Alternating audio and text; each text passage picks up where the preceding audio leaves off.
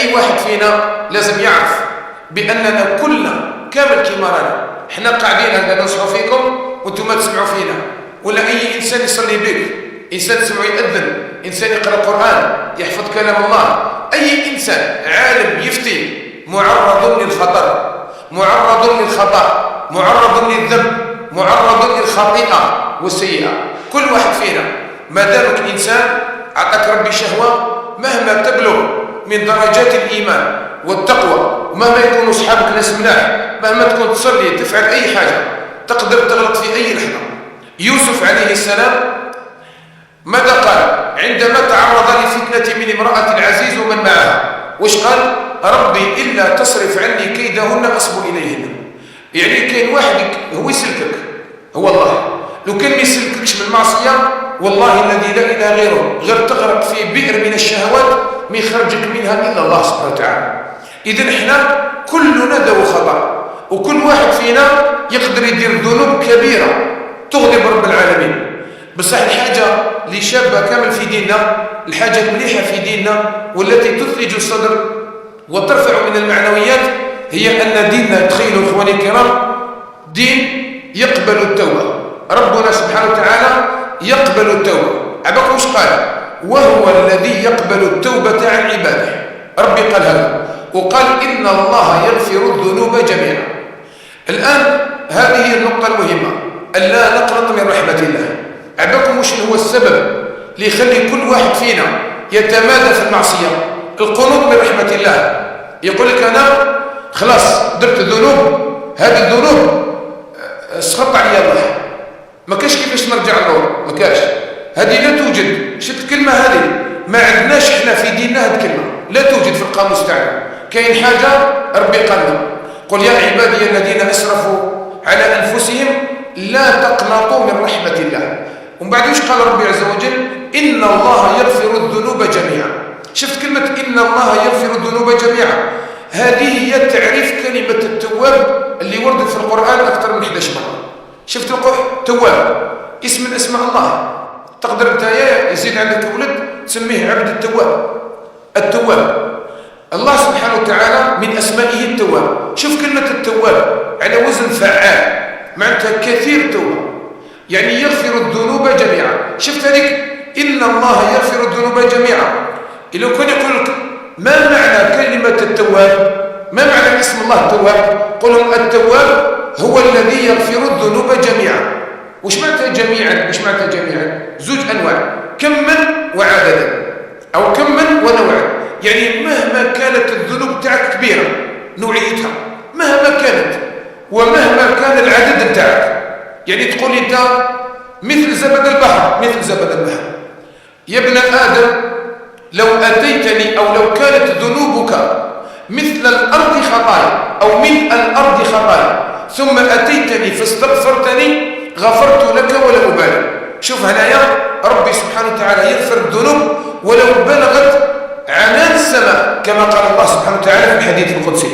إذن احنا ما دام ربي يقبل منا التوبة، وما دام أن الله عز وجل ما لحقناش إلى حالتين تغلق فيهما أبواب التوبة، طلوع الشمس من مغربها وكذلك حضور الموت، أن يحضر الموت وليست التوبة على الذين يعملون السوء، أو إنما التوبة على الذين يعملون السوء بجهالة ثم يتوبون من قريب، وليست التوبة للذين يعملون السيئات حتى إذا حضر أحدهم الموت. دير بالك الكلام اللي قلته لك الآن، باللي ربي يغفر جميع الذنوب ويغفر الذنوب مهما كانت كبيرة. هذا الكلام هذا عنده صلاحية ومن بعد ينتهي. أبا وقتاش ينتهي؟ كي يجي ملك الموت يقبض الروح تاعك. أنت الآن وقتاش تتوب؟ متى تتوب؟ نقول لك وقتاش تتوب؟ الآن لازم تتوب، لأنه الآن كنت تقول لي أنا غدوة نتوب، راح تقول لي بلي أنا ضامن غدوة نعيش. ما دام احنا لا نضمن لأنفسنا دقيقة من العيش، لذلك وش لازم علينا؟ أننا نتوب في أي لحظة. ربي قال وتوبوا إلى الله جميعا أيها المؤمنون، وقال لنا وسارعوا إلى مغفرة من ربكم. شوف الكلمة هذه اللي قالها ربي سبحانه وتعالى في سورة آل عمران، اشفع لي مليح الكلمة هذه. وسارعوا إلى مغفرة من ربكم، معناتها اجري رحتوا. هذه الكلمة هذه عباك واش دير؟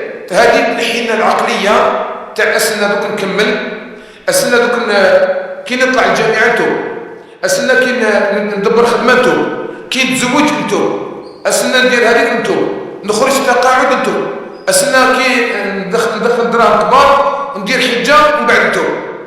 هذه استنى ما عندناش احنا في ديننا. هذه وحي من الشيطان. تعرفوا شنو هو وحي الرحمن؟ الوحي تاع ربي، وسارعوا الى مغفرته. مباشره رحتوا، ما تستناش. احسن انسان يتوب توبه جميله هو الذي يسارع بمجرد ما يفطن في قلبه، يفطن خلاص يقول لك القاد هذاك راح، الكسل راح، هذيك الامور اللي راني عايشها انا الاوهام راحت.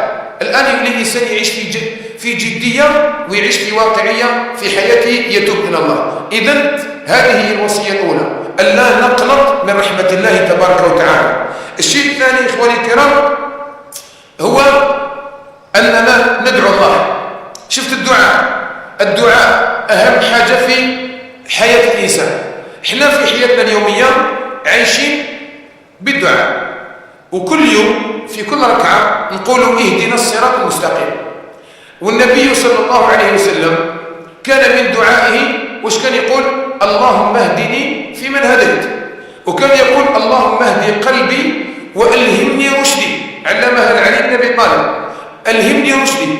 اذا شوف كل واحد فينا راه تاب الى الله فليعلم ان هذه التوبه توفيق من الله، وما كاينش انسان يقدر يتوب وحده، لازم توفيق من الله. اذا انت اطلب الله ان يتوب عليك، يعني احرص ان الله يتوب عليك في كل لحظه. يعني الخطا اللي راه موجود عندنا في الشباب تاعنا انه يقول لك انا بعيد عن الله، انا مانيش مليح مع ربي، مانيش مليح. اذا ما دام مانيش مليح مع ربي تسمى ما نرفدش يدي يقول يا ربي اهديني.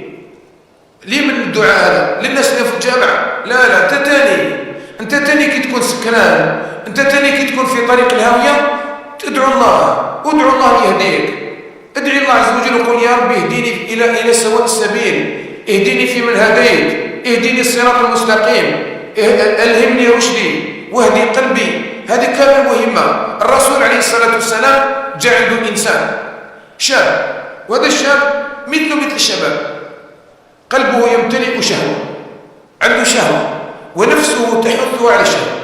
وش قال؟ جاء عند الرسول عليه الصلاه والسلام يا رسول الله ائذن لي بالزنا. يريد ان يطلب اذن بالزنا من النبي عليه الصلاه والسلام. شوفوا وين وصل مدى الشهوه تاعه. الرسول عليه الصلاه والسلام اعطاه واحد القناعه، خلوه ترضاه لامك، لابنتك، لاختك، لخالتك، لعمتك. المهم في النهايه واش دار النبي عليه الصلاه والسلام؟ ضرب على صدره ودعا له النبي عليه الصلاه والسلام. قال عليه الصلاه والسلام اللهم اهدي قلبه. شوف الان، شفت هذيك الدعاء تاع الرسول عليه الصلاه والسلام، فما وجد ذلك الانسان شيئا بعدها. هذاك الانسان ما زادش حياته كامل زاد فكر في شهوه بفضل ماذا؟ دعاء. شفت الدعاء اخواني الكرام، عبالك انت كل يوم اطلب الدعاء من الله، اطلب الله ان يثبتك، اطلب الله ان يغفر ذنبك، اطلب الله ان يهديك سواء السبيل، اطلب الله ان يعطيك الرشد، يعطيك الحكمه، تولي تعرف تفكر في مصلحتك الحقيقيه. ادعو الله كل يوم ان الله عز وجل يعطيك هدايه التي هي اعظم نعمه على الانسان، اعظم نعمه، اعظم حاجه وافضل شيء يمدهولك الله في الحياه هو ان يهديك صراطا مستقيما. الامر الثالث وهو اننا نصحح. شفت التصحيح، عمليه التصحيح ما عندناش احنا. وشنو هي عمليه التصحيح؟ عمليه التصحيح انه الانسان ما يخليش الذنوب تتلم عليه، يسقم دائما، يرقع الانسان دائما. هذه العمليه لازم كل يوم في كل واحد فينا يديرها. كل واحد فينا لازم له يدير عمليه تصحيح. العمليه تاع التصحيح وش هي؟ الان انا كي ندير ذنب ونسكت ما نستغفرش ربي، ما نتوبش، شفت امراه متبرجه، اغتبت غيبه، قلت كلام فاحش، دخنت، أدمنت، شربت كاشيات، شربت خمر، درت أي حاجة. الآن كل هذه ذنوب. أتصور إنسان يدير كل يوم هذا، كل يوم يفتح تليفون يشوف بعينه، يهدر بلسانه، كل يوم يسمع الغيبة، يسمع الشتم، السب، هذو قاعد تخلص عليهم كامل سيئات. أتصور إنسان ما يقولش استغفر الله، ما يتوبش. وش قال الرسول عليه الصلاة والسلام؟ ونعوذ بالله من شرور أنفسنا وسيئات أعمالنا. شفت هذه الكلمة وسيئات أعمالنا؟ ابن القيم رحمه الله يقول الإنسان لو كان يبقى يذنب الذنوب وما يستغفرش راح يدخل في واحد المرحلة حكى عليها الرسول عليه الصلاة والسلام. قال النبي عليه الصلاة والسلام إذا أذنب العبد ذنبا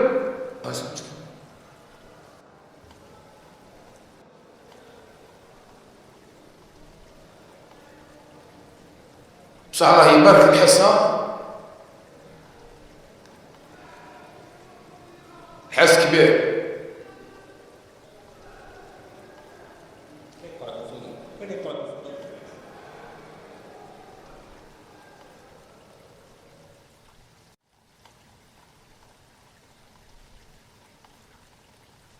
وش قال إذا أذنب العبد ذنبا نكت في قلبه نكتة سوداء.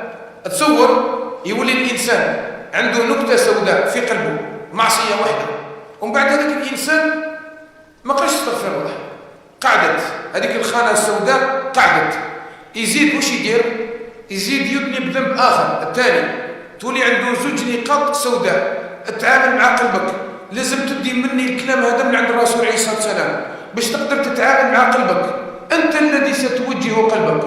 هذا الإنسان اللي يحب يداوي قلبه، اللي يحب يحرص على القلب نتاعو، يحرص بهذه الطريقة. شوف الآن عندك القلب هذاك إما يولي كحل وإما بيض، ما كاينش قلب واحد آخر، ما كاينش قلب فيولي قهوي، ما كاينش. كاين قلب أسود وكاين قلب أبيض. هكذا قال النبي عليه الصلاة والسلام حتى تصير القلوب على قلبين أسود وأبيض. أنت الآن نهايتك قبل ما تموت قلبك راح يروح إما أسود الله يعافيك وإما يروح أبيض، واحدة من زوج. ما كاينش قلب بين وبين، ما كاينش قلب شوية هنا شوية هنا، ما كاينش. القلوب يا منا يا منا. تخيل معايا القلب تاعك أنت كي تكون تتعامل بالسيئات وش يصير داخل القلب تاعك؟ احنا احيانا ندخلوا اليوتيوب وش نشوفوا؟ طبيب. وش يقول لنا طبيب؟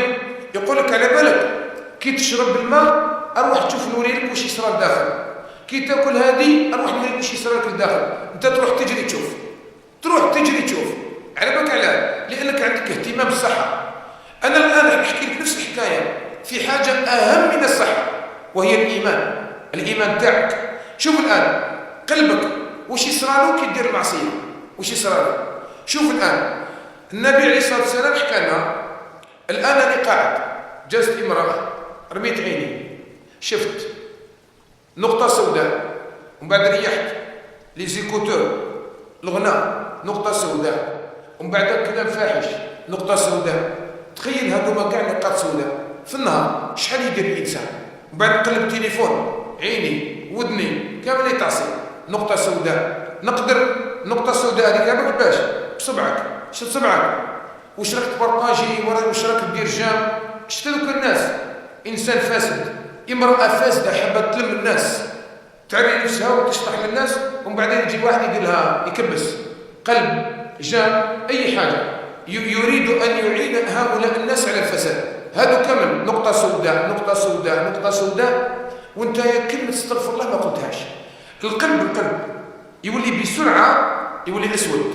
قال النبي عليه الصلاه والسلام حتى يولي القلب اسود لا يقبل معروفا ولا ينكر منكرا. وش يصير؟ يولي قال فذلكم الران يطبع ربي على قلبه يولي ما يسمعش الهضره. كاين ناس راهم هنا ممكن يسكنوا قدام هذا المكان ماهوش هنا ما يحبش يجي يسمع. كاين ناس واش رانا قاعدين هنا واش رانا قاعدين ماذا به يسوق هذا السويق واحد اخر، ماذا به يدير اي حاجه ويكتب عليك اي حاجه، ماذا به هذه اللقاءات ما تبداش. كاين ناس خلاص ولا عدو لله سبحانه وتعالى، اقسم بالله غير كاين ناس ما راهم حابين كي رانا نقعدوا، ما مش حابين، ام حابينك انت تروح جهنم، ام حابين يخلقوا مجتمع بهيمي. لانه علاش؟ لانه ماذا به يخسر المجتمع باش يقدر يرعى هو كما يحب. كاين ناس ما يحبش الله، كاين ناس ينفق دراهمه، واش دراهمه ينفقها في سبيل الصد عن سبيل الله. شكون هاد الناس هادو؟ هاد الناس تقدر تولي انت كيما هما، نهار يطبع ربي على القلب تاعك، نسال الله يعافيك. رد بالك تلحق لهاد الدرجه. شوف الدرجه هذه باش ما نوصلهاش، واش ندير؟ كل ذنب اذنبه استغفر الله. لذلك يقول الله تبارك وتعالى: ومن يعمل سوءا او يظلم نفسه، عباك سوء كبيره او يظلم نفسه صغيره. من يعمل سوء، ربي قال كل واحد فينا يعمل كبيره او صغيره، من يعمل سوءا او يظلم نفسه ثم يستغفر الله، وش يستنى من عند الله؟ قال ربي يجد الله غفورا رحيما. يعني ربي قال لك دير ذنوب وتستغفرني تلقاني نغفر لك. وش راك تستنى؟ كاين رب رحيم، كاين رب غفور. العيب والحشمه الكبيره وش هي؟ انك راك تذنب والله ينتظرك وانت ما حبيتش تروح، او يستنى فيك، او يستنى فيك وقتاش تقول له اغفر لي، او يستنى فيك وقتاش تقول له اسمح لي، او يستنى فيك وقتاش تقول له استرني. انت والو راك دير في الذنوب ماكش سامع بربي كامل. هذه المصيبه. هنا الناس اللي تشوف فيهم يموتوا على سوء الخاتمه هم الناس الذين تجتمع عليهم الذنوب حتى اذا غضب الله عليهم غضبا اخذهم على اسفه، كما قال عليه الصلاه والسلام، قال موت الفجأة موت اسفه. معناتها ربي يغضب عليه ده الا من رحم الله. لذلك الان شوف، نسال الله العافيه والسلامه، كاين نوع من الناس ربي يعاقبهم في الحياه. شكون هاد الناس؟ طبع على قلوبهم فهم لا يسمعون. الله يعافينا. عباك انت واش راك دير هنا؟ جلوسك دركا واش راك تسمع دليل على ان ربي ما طبعش على قلبك. تسمى راك سلامات. اش الحاله اللي ذكرناها احنا؟ انت راك سلامات، راك ما شاء الله. وشنو؟ رد بالك، لازم تصحح. شفت هذه العمليه اللي نقولها لك انا؟ استغفر الله كل يوم، استغفر الله كل يوم. وشوف ما نقدرش نحكي لك لانه لازم له دروس كبيره واوقات طويله باش نقدر نعطيك قيمه الاستغفار. الرسول عليه الصلاه والسلام واش قال؟ من لازم الاستغفار، ايش معناتها لازم؟ دائما استغفر الله، دائما الصباح عشيه وين يروح؟ معليش قولها، ما راكش تصلي ابقى استغفر الله. شوف واش قال النبي عليه الصلاه والسلام: من لازم الاستغفار جعل الله له من كل هم فرجا ومن كل ضيق مخرجا ورزقه من حيث لا يحتسب. شوف خير الدنيا والاخره. وزيد بزياده، شفت هذيك النقاط السوداء اللي راني ندير فيها انا بعيني بلساني بودني كذا، ابي يروحوا ما نخليهمش. لو كان نخليهم يطبع ربي على قلبي. انا كاين واحد الحاجه يرجو انني ما نخليش ربي يطبع لي على قلبي، ما لحقتش الدرجه هذه مستعجله. وبعدين نعاود نقولوا نسبوا وحدينا. اذا صحح الاستغفار. احفظ حديث، كاين حديث جميل بزاف، وانا ما نقبلش روحي انني نسمح فيه في صباح او في المساء. علمه لنا الرسول عليه الصلاه والسلام، وتقدر تحفظه وتخرجه من التليفون وكل يوم تقراه من التليفون حتى تحفظه في الصباح، كل يوم الصباح وكل يوم بعد المغرب. هذا الحديث هذا شنو هو؟ سيد الاستغفار. صدقني هذا الحديث والله غير خير الدنيا والاخره. كيما راك دير الذنوب اقسم بالله ربي يمسحها لك. شوف الان احنا رانا عايشين في زمان رانا نسمعوا الموت يرفد من كل الاعمار. يديها بك يجي الموت يخطف لنا 5 سنين يديه، 12 سنه يديه، 40 سنه يديه، 25 سنه يديه. وروح ادخل المقبره وانا نتحداك مهما كان سنك، ولو كان في عمرك 10 سنين الى 60 الى 50 الى 40 الى 30، روح القى في المقبره. لما كاش ناس بزاف ماتوا في السن تاعك، ولا ما كاش ناس بزاف ماتوا وهما صغار عليك.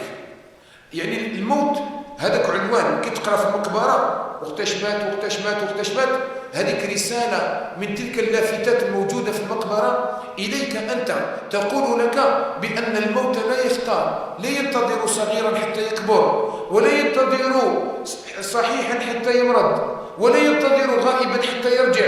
الموت يدي في أي لحظة يديك. إذن أنت وش تدير؟ كل يوم دعاء هذا سيد الاستغفار أن يقول اللهم أنت ربي لا إله إلا أنت خلقتني وأنا عبدك وأنا على عهدك ووعدك ما استطعت، أعوذ بك من شر ما صنعت، أبوء لك بنعمتك علي وأبوء بذنبي. يعني شوف النعم تاعك يهبط وأنا نبعث لك في الذنوب. شوف أنا نديروا تبادل، ربي يهبط لنا في النعم، احنا نبعثوا له الذنوب كل يوم. كل يوم ابعث وين؟ بعث الذنوب ربي ابعث له كل يوم. انا نبعثه بصح هو بعث لنا النعم. احنا حلينا عينينا صباح الحمد لله الذي احيانا بعدما اماتنا، وإحنا أبعد كل يوم سجلات، نسأل الله السلامة والعافية. شوف أبوء لك، أنت اعترفت، أنت درتها بصح اعترفت، تقول له صباح أبوء لك بنعمتك علي وأبوء بذنبي فاغفر لي إنه لا يغفر الذنوب إلا أنت. ربي يقول لك أنت استعرفت ماكش مشكل.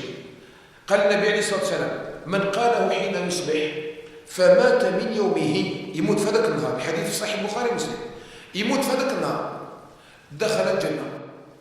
تدخل الجنة، تصور الحديث هذا تقولوا الصباح تدخل الجنة وكان تموت. واللي يقولوا من ليله يعني في الليل يقولوا غير يبدا المغرب يقول هذا الدعاء ويموت في هذيك الليلة، وش يصرى له؟ يموت يدخل الجنة. في رواية غفر له وفي رواية أدخله الجنة. شوف الاستغفار هذا بالله عليك قول لي شحال يدي لك وقت؟ ما تقدرش تقوله كل يوم، والله ما يدي لك ثواني، دقيقة ما يلحقهاش، دقيقة. وتقدر بهذيك الثواني لو كان تموت تدي صفقة مع عند الله، وعد مع عند ربي والله غير تدخل الجنة.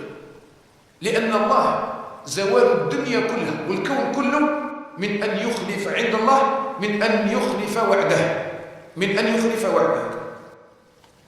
إذن شوف الآن هذا الاستغفار. إذن شوف اسمع مليح الوصية، صحح، ما تخليش روحك تتلم تقول انا استنى حتى استنى دوك تجي واسمو نبدا، استنى دوك نبدا.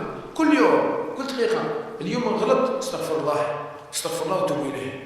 كل دقيقه كل ساعه نقول هذا الكلام باش دائما نمحي، ما نخليهاش تتلم عليا. اذا تراكمت عليك ذنوبك تغرقك في جهنم، نسال الله السلامه والعافيه. الوصيه الاخرى هي اختيار رفقه الاصحاب. شكون صحابك؟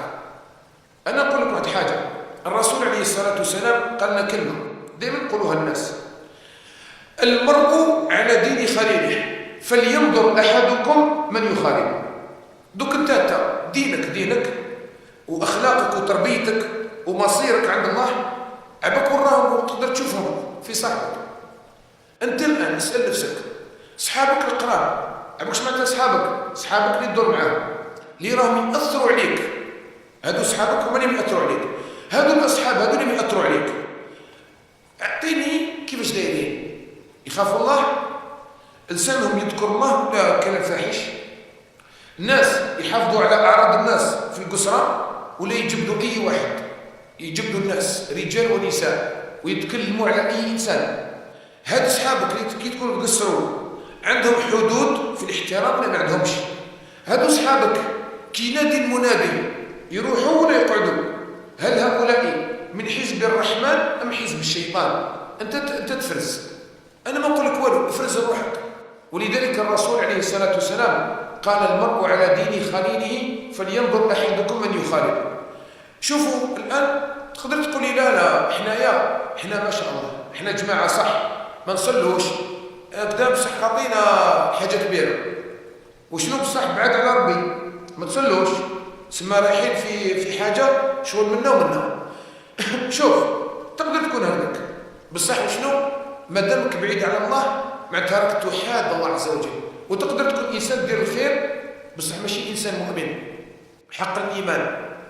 شوف ابو طالب عم الرسول عليه الصلاه والسلام وقف معه راجل هو كافر، ابو طالب هو الاب تاع علي بن ابي طالب. شوف ابو طالب وقف راجل معه يدخل مع محمد صلى الله عليه وسلم وقال لهم انسان ما يدلنا، والنبي عليه الصلاة والسلام كان يدعو إلى الله، يدعي للدين. وتعرف شكون كان يغطي عليه؟ أبو طالب. أبو طالب تسمى راجل تاع صح، إنسان ما قدرش يدلنا النبي عليه الصلاة والسلام حتى مات أبو طالب. شوف أبو طالب هذايا كي مات، كي كان يموت راح يجري عنده الرسول عليه الصلاة والسلام وقال له: يا عماه يا عماه، قل لا إله إلا الله كلمة أشفع لك بها عند ربي. قل غير لا إله إلا الله. شوف جو صحاب هذا هو الصحاب، هنا ربي عطانا صحاب. جو صحابه وقفوا عند راسه قالوا له: ما تقولهاش، بل على ملة عبد المطلب. قالوا له: تسمى موت على الدين تاعك. هو يسمع منا. وش دار؟ قال: بل على ملة عبد المطلب، ومات مشركا. وقال النبي عليه الصلاة والسلام: فهو في ضحضاح من النار يغلي منها دماغه، يعذب في النار. تسمى تخيل هذا الإنسان كان راجل وقف مع النبي عليه الصلاة والسلام مع الآخر في جهنم. يا هل ترى علاه الصحبة نزل ربي فيه آية: ويوم يعض الظالم على يديه. هذاك أبو طالب يوم القيامة في جهنم يعض على يده، يقول: يا ليتني اتخذت مع الرسول سبيلا، كنت اتبعت الرسول، قلت لا إله إلا الله. يا ليتني لم أتخذ فلانا خليلا، اللي كان عند راسي نهار كامل هو يقول لي لا، بل على ملة عبد المطلب. الآن بعد ما ينفعوش لا عقبة بن أبي معيط ولا الوليد ولا حتى واحد. شكون ينفعوا؟ النبي عليه الصلاة والسلام. شوف الكلمة تاعو: يا ليتني اتخذت مع الرسول سبيلا، وكان غير تبعت فلان، وكان غير درت مع الجماعة هذوما، وكان غير ما درتش مع الجماعة. هذه الكلمة صحيحة، ونقدروا نجيبوها من عنده أبو طالب، نروحوا الجهنم نجيبوا من عنده الكلمة هذه ونديروا بها موعظة للناس. بصح هذيك الكلمة صحيحة، بصح ماشي في وقتها. في جهنم كي تقولها ما تنفعكش، درك تقولها، درك تقول: شوف أنا نجيب الجماعة هذوما أنا درت معاهم 5 سنين، وإحنا عندنا جماعتنا فلان فلان فلان فلان. وش استفدت منهم؟ وش ديت من عندهم؟ نحيوا لك الحياة وليت تهضر برك. شحال حاجة كنت تستحي منها وليت ما تستحيش، وسهلوا لك المعصية. شحال حاجة ما كنتش تديرها يلي هما يديروها بزاف وليت تديرها انت عادي. ونحاول لك الهمة، قتلوا لك الهمة. انت شحال من حاجة كنت حاب ديرها يقول لك ما كاين والو، ديك ما كان لها يا ولدي ساهلة، انت وليت ما تحبش ديرها. علاه؟ قتلوا لك الهمة تاعك، حبوك تبقى كيما هما. شفت الناس هادو والله ما يخلوك تربح، كما قال الشاعر: وودت الزانية لو أن النساء كلهن زواني. كل واحد سراق ماذا به الناس كامل سراقين، وكل واحد راه يدمن على المخدرات ماذا به الناس كامل تكيف وكامل تبلع وكامل تتبع كلش. علاه؟ إذا عمت خفت يقول لك ماذا بي أنا كامل الناس كيما أنا، باش يرتاح، باش كي يولي يدير معصية يولي يديرها في راحة. لأنك أنت كي يكون هو يذنب ويشوفك أنت يا رايح تطيع الله، رايح الجامع، ينظر راك تجيني فيه، راك دير له في موعظة خسر له القسط بهذيك الطريقة. فماذا به أنت يا غدوة تكريفي وتولي كيما هو باش يرتاح ويلقى الناس كامل في معصية. إذا دير مليح في بالك باللي ماشي كامل الناس يحبوا لك الخير. شحال من إنسان سيء الخلق لا ينبغي أن تكون معه، شحال من إنسان ضعيف الإيمان لا ينبغي أن تكون معه، شحال من إنسان قليل الحياء والأخلاق لا ينبغي أن تكون معه. إذا أنت الآن تختار أصحابك. الرفقة هي أهم شيء يعيننا في حياتنا اليومية، خاصة الزمن. أنا ما نقولكش روح عيش وحدك كي مهموم ولا توسوس بالناس كامل، لا، أنا نقول لك حاجة تقدر تختار. وكاين الناس ولاد الحلال، وكاين الناس طيبين، وكاين الناس شوف تخلص بالدراهم، تخلص دراهم كبار وماشي خسارة فيها. تقول هذا نشريه الإنسان كما هذا، وهذا ماشي خسارة فيها، لأن الأوقات والأزمان ستبين لك يعني قيمة الأصحاب وقيمة الصداقة الحقيقية. هناك شيء آخر إخواني الكرام، يجب على كل إنسان فينا إذا أراد أن يتوب وأن يقيم حياته مع الله سبحانه وتعالى أن يصحح الأخطاء. شوف أنت كل واحد فينا أنت في حياتك عندك غلطات، كاين غلطات بزاف، وهذه الغلطات اللي نديروا فيهم حنايا كاين غلطات ممكن غلطة مع ناس، كاين غلطات مع ناس وتقدر راك غلط مع ناس وهذوك الناس هذوك على جالهم ما قدرتش تتوب، وكاين غلطات راك دايرهم واش يسميوهم؟ يسميوهم عوالق، شغل حواجز. شغل دائما تقول انا سي نتوب ما كانش، حبيت نتوب ما قدرتش. كاينه حاجه مكروشيه، كاين حاجه كروشاتك عباك شنو؟ من داك اكل الحرام، من داك الحرام ما يخليكش تتوب. ربي واش قال؟ يقول النبي عليه الصلاه والسلام ان الله امر المؤمنين بما امر به المرسلين فقال يا ايها الرسل كلوا من الطيبات واعملوا صالحا.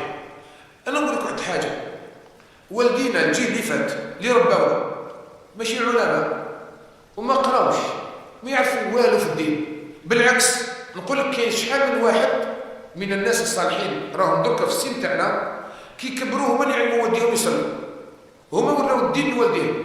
هذوك الوالدين واش داروا باش عطى لهم ربي الدراري صالحين، ذريه صالحه؟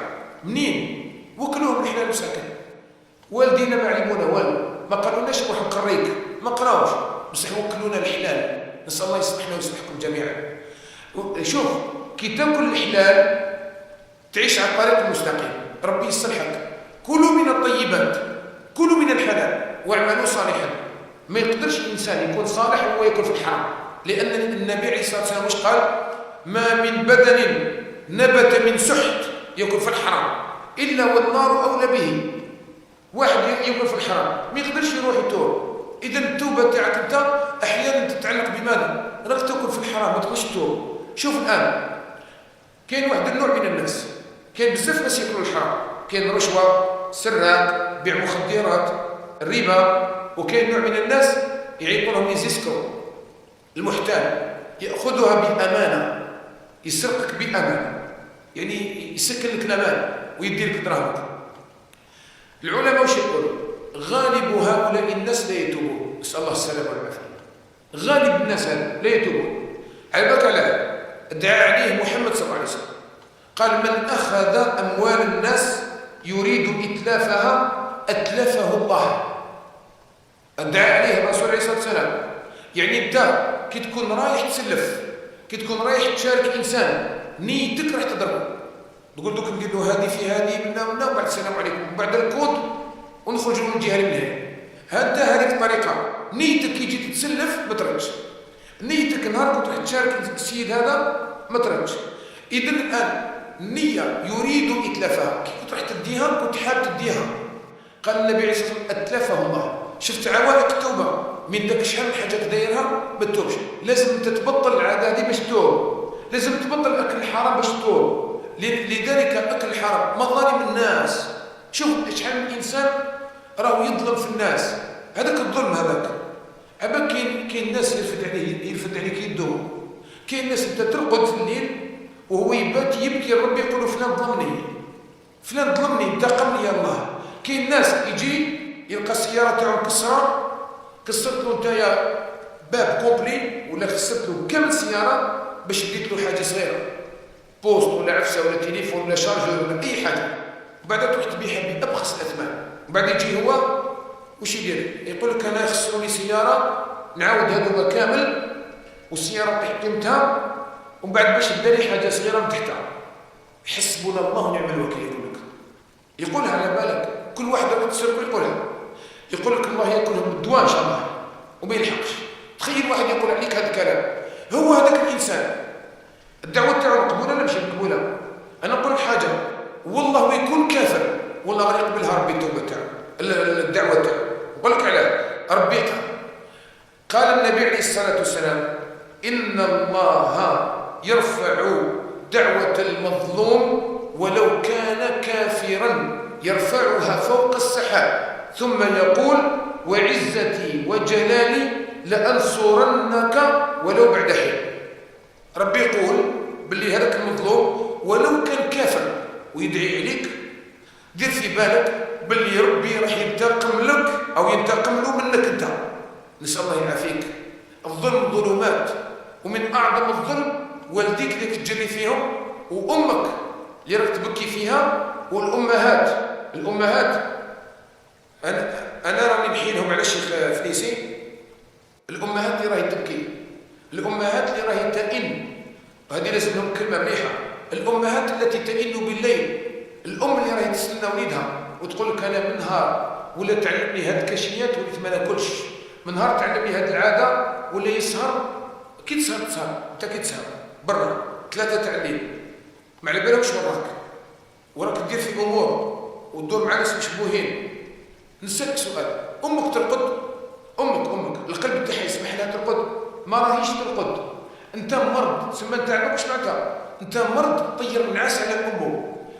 الانسان كي يرقد في الليل ويجيه المرض السطر يحكمو سطر، ينوض ما يرقدش، يبدا يبكي ما يرقدش، تقولوا علاه ما يرقدش؟ يقول لك المرض والهم ما خلانيش نرقد. انت عندك شنو داير مرض لامك ما خليتهاش ترقد، راك تظلم في امك راهي تظلم. شوف الان امه اقسم بالله غير السمانه هذه عندها 3 ايام واحد الام واش قالت لي شوف انا وليدي استعملت معه كل سهرني في الليل، قالت لي كان ما شاء الله. وهذه دائما هذه الايام راهي ظاهره، دائما تقول لك الام ولا الاب، تقول لك وليدي ما شاء الله انسان طيب وناس ملاح، ما تامنش بلي هذا ولا في المخدرات. دائما كان قرايته، كان الله يبارك، كان يسمع الكلام، كان يصلي العشاء ويجي، فجاه تبدل. عباك شفت هذا التغير المفاجئ؟ مخدرات فجاه يتبدل الانسان، يولي انسان اخر. كما قال الشيخ البارح شلون يبني الانسان روحه سجن، يولي يدخل هو في حاجه تولي هي تحكم فيها، على ذلك يتغير بسرعه.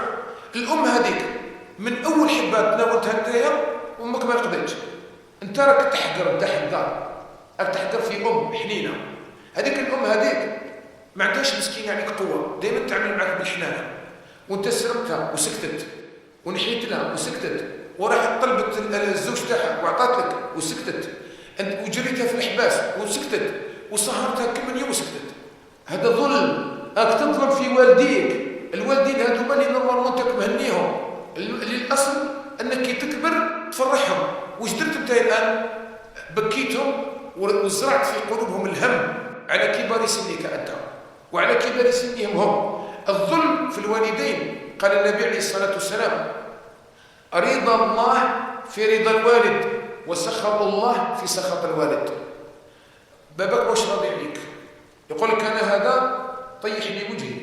الام هذيك اللي حكيت لك عليها عندها 3 ايام، الام ماشي الاب. عباك الام باش تلحق لدرجه انها خلاص تحبس الحنانه تاعها، معناتها هذاك الابن راح يجيها لهيك. قالت لي اسال الله، قالت لي راني في هذه الليالي تاع رمضان راني نرفع في يدي في الاسحار ونقول يا ربي هنيني منه باي طريقه حبيتها. قالت لي ولو الموت، يديه ربي بالموت معليش. قالت لي والله ويموت غير مرتاح. يعني هذا الانسان، قلت لها مرة جيبيه لي لا عشاء، قلت لها جيبيه لي.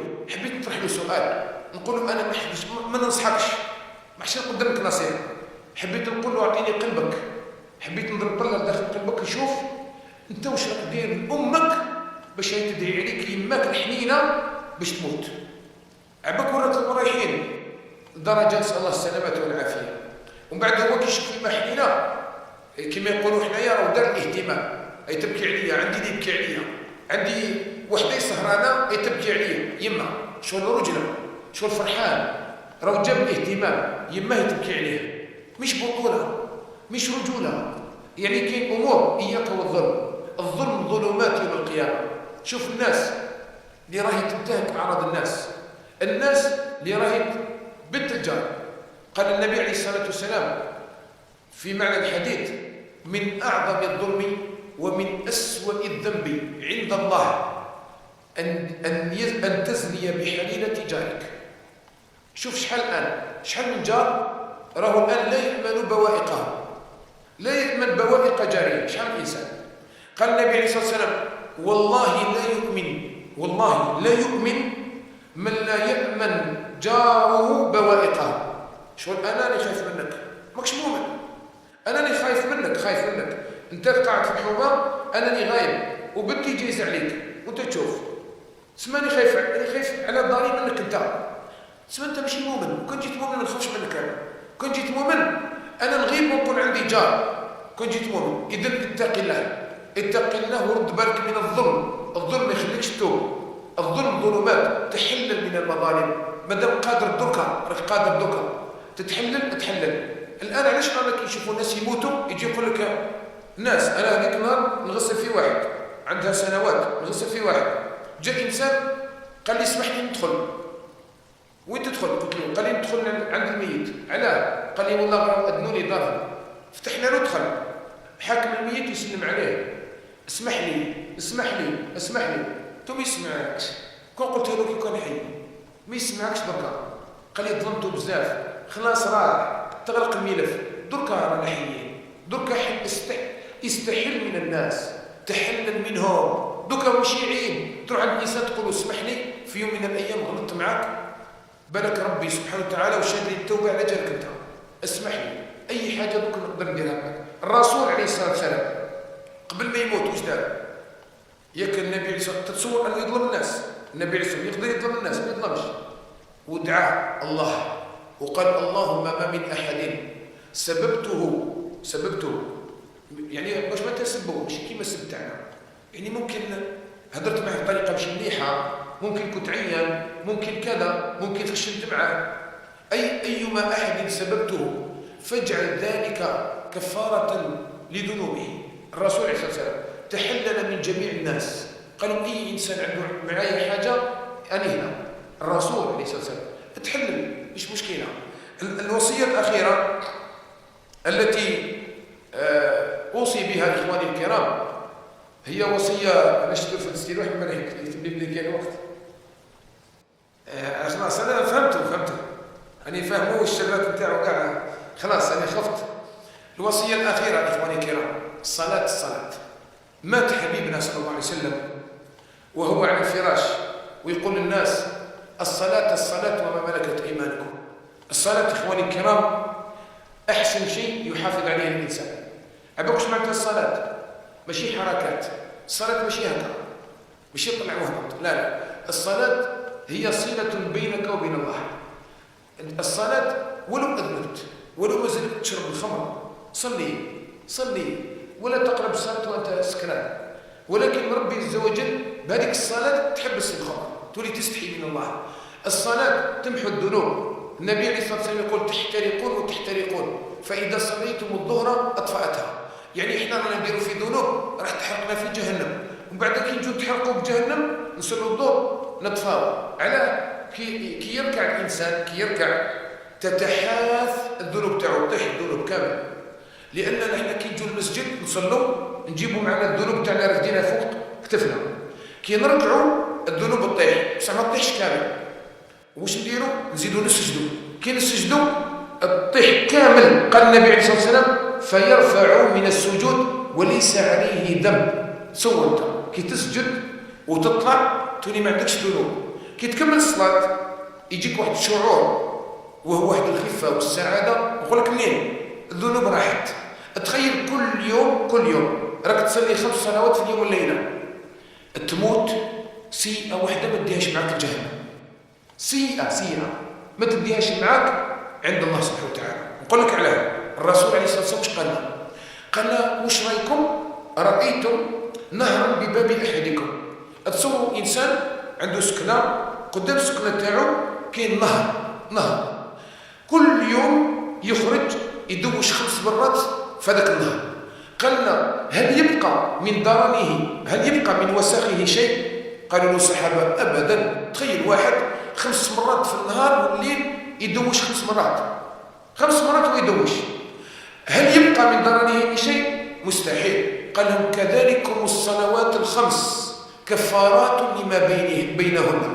صلوات ال5 5 صلوات في اليوم والليله، شوف اديها من عندي والله غير صلي على اي حاله راك فيها. صلي انت سراق، صلي انت تشرب المخدرات، صلي تشرب الخمر، صلي عندك علاقه مع طفله، صلي. ما تقولش انا ما دام عندي ما نصليش، ما دام نشرب ما نصليش. الصلاه ما تسمعش فيها.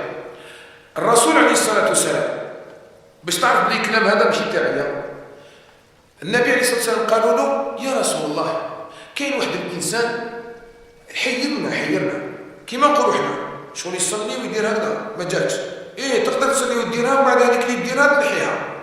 مانيش نقول لك بقى دير، مانيش نقول لك بقى اسكر، انت مادامك تسكر ابقى صلي ومن بعد الصلاه هذيك تحاوز السكره راحت، وتحاوز السرقة راحت، وتحاوز العلاقات المحرمة راحت، لأن الصلاة تنهى عن الفحشاء والمنكر. قال النبي عليه الصلاة والسلام جاءوا ليه قالوا له يا رسول الله إن فلانا يبيت يصلي، يبات يصلي يقوم الليل سيد ويصبح يسرق. كاش ما شفت انت سراق يبات يقوم الليل، احنا ما عندناش هنيه، ما عندناش. قالوا له يا رسول الله كاين واحد يبات يصلي معناته الانسان مؤمن يقوم الليل الناس راقده ويصلي، والصباح يروح المارشيات كذا يسرق. النبي عليه الصلاه والسلام واش قال لهم بلغه تاعنا احنا واش نقولوا لهم احنا؟ غير يحب الصلاه، راح نحي الحياه هذه حسره، غير حبس مكان له. النبي عليه الصلاه والسلام ما قالش لا، قال لهم ستنهاه صلاته، مادام راه يصلي راه مليح. دوك الصلاه وحدها تخليه يستحي من الله. يجي نهار تدخل تقول الله اكبر تبقى تبكي وحدك، تقول انا وراني رايح بها، مش يجيب عليا واقف بين يدي الله اقول الله اكبر ومن بعد الشهوه تاعي اكبر، نقول الله اكبر ومن بعد النفس تاعي اكبر، نقول الله اكبر ومن بعد جلساء السوء اكبر. خلاص الله اكبر لازم تمشي معايا ولا نروح، خلاص حبس كلش. ستنهاك صلاتك، الصلاه ما تسمحوش فيها. شوف كيما دير، حاول ان صلاتك وين كنت مسافر راك خدام صلي على اي هيئه راك. ربي عز وجل شفت القتال نكونوا نقاتلوا السيف السيف، قال لك صلي ما تحبسش، صلاه عمرك ما تقطعها. اذا قطعت الصلاه راح تروح لواحد الجهه واحده اخرى، راح تروح لواحد الجهه. تارك الصلاه يكفيه جرما ان العلماء اختلفوا فيه هل هو كافر او مسلم، يكفي هذه تكفي، ما كان نزيدوا نتكلموا امور واحده اخرى. ولذلك شوف عمرك ما تسمح في صلاتك، صلي ما رحتش المسجد صلي، فرج زنبيه صلي، تمشي بالسياره حبس صلي في اي لحظه. عليك عبوكش معك الصلاه، حبيت تبين لربي عز وجل باللي نبقى معك على علاقه ولو كنت مجرما، نبقى دائما معك، دائما تفكرك، دائما كي تعيطني نجي حي على الصلاه انا هنا، ولو اذنبت نعاود نمحيها، وهي التي ستمحو لك ذنوبك. ونسال الله يثبتني ويثبتك ويغسلنا جميعا من الذنوب والخطايا، وان يثبت خطانا وخطاكم. والله اعلم، والحمد لله رب العالمين.